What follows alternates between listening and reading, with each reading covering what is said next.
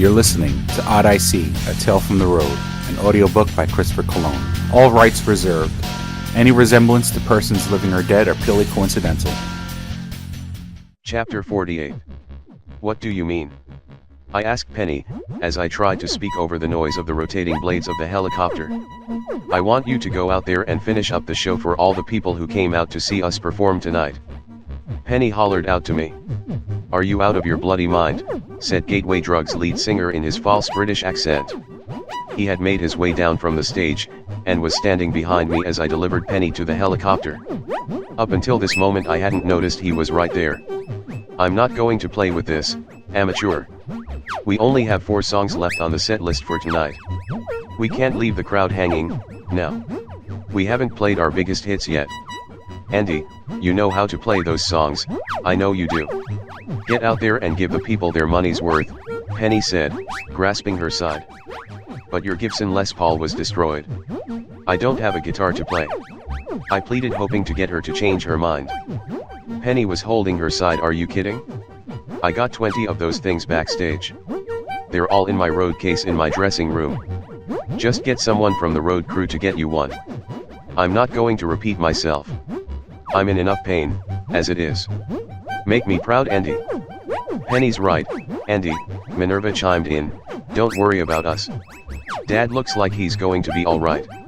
Right, Dad? Minerva touched her supine father. The governor lifted up his good arm and gave me a thumbs up. He cast the deciding vote. I was going to get on that stage and perform tonight's the last few songs with Gateway Drug. Then we will rush off to the hospital to check up on Penny and the governor. The lead singer of Gateway Drug spoke up. This is highly unorthodox, Penny. This was supposed to be your farewell show. Is this how you're going to bow out? I'm not going anywhere. Penny took us all by surprise. This isn't the last Gateway Drug show. I promise you that. Things have changed. Tomorrow is a new day. I'm going to start doing things my way. But for now, I got to get to the hospital. Then Penny looked directly at me. I love you, Andy. I started to say I love you, too, but the helicopter's blades were now whirring in their liftoff velocity. Maybe she didn't hear me, but I'm sure she read my lips. She smiled and blew me a kiss.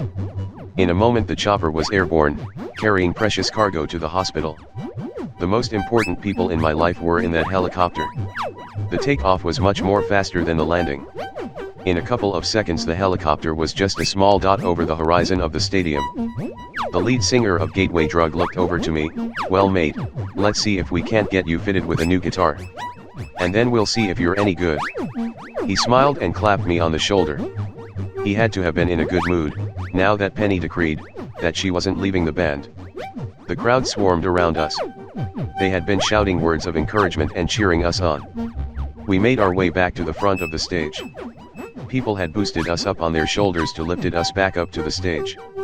The crowd buzzed with anticipation for us to continue performing the last songs of the set list for tonight. The lead singer of Gateway Drug got one of the road crew to get me another one of Penny's guitars. The roadie looked shocked as he brought me the guitar. I could only imagine what disaster he had to sift through in Penny's dressing room, in order to get me this new guitar. The roadie had blood all over his hands and kept mumbling there were bodies everywhere, over and over, as he handed me the new guitar. I had no time to explain to him the extenuating circumstances that had led up to the massacre. I was just glad he was professional enough to get me the guitar without hesitation or argument. The lead singer of Gateway Drug addressed the audience.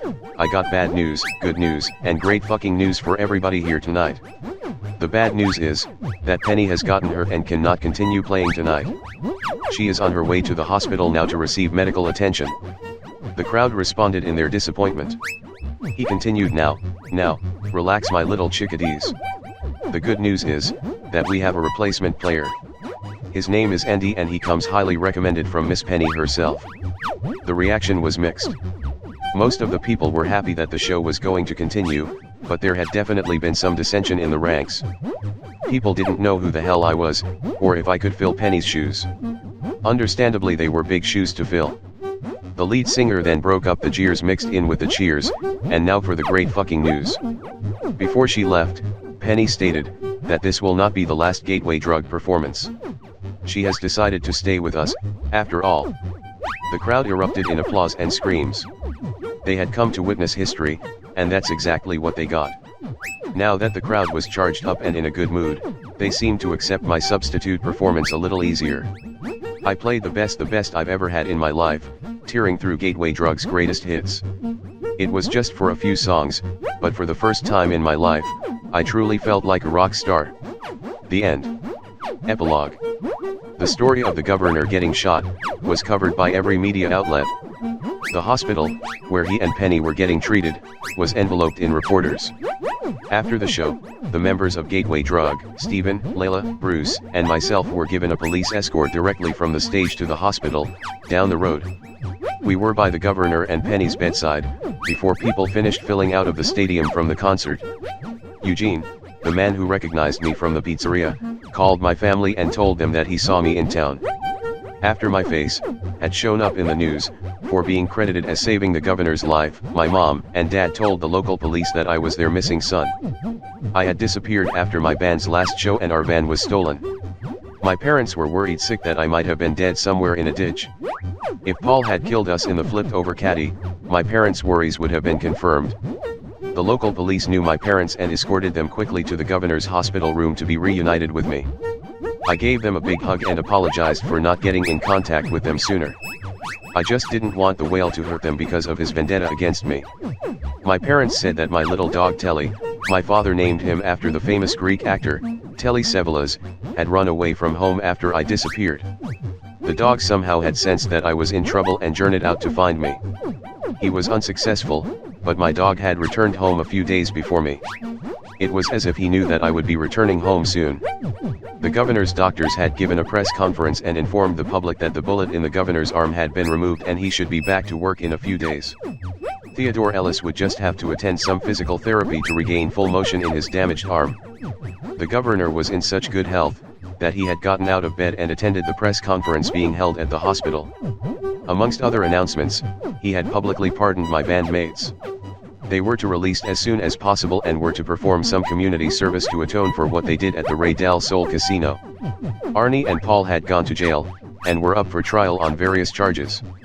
Arnie was very careful in all his criminal dealings and it was very hard to pin any evidence directly on him. It looked like Paul was going to take the full brunt of the law. That was until Gabby had gotten arrested for Raphael's murder. In order to reduce his own sentence, Gabby had lived up to his name, and had blabbed to the FBI all the details of his father's crime syndicate. Arnie was put away on racketeering and organized crime charges. Arnie went to federal prison, way outside the sphere of any influence of his brother's governorship. In the federal lockup, Arnie was another number, just like the rest of his fellow inmates. Bruce Johnson was a star witness in Paul's trial, and Paul was convicted for the murder of those two federal agents. Forever a loyal soldier, Paul did not snitch on Arnie's criminal activities. Besides, Gabby beat him to the punch. So Paul faced all the charges head-on. Paul won't be allowed to see the outside of a prison cell until sometime next century. While in jail, Corey discovered religion and converted to Mormonism. Always the womanizer, he lives somewhere in Salt Lake City, Utah, with 3 wives. I hear he's courting a 4th wife at this time. He has renounced his former lifestyle of drugs and alcohol, and gives speeches around the country, recruiting for the Church of Jesus Christ of Latter-day Saints.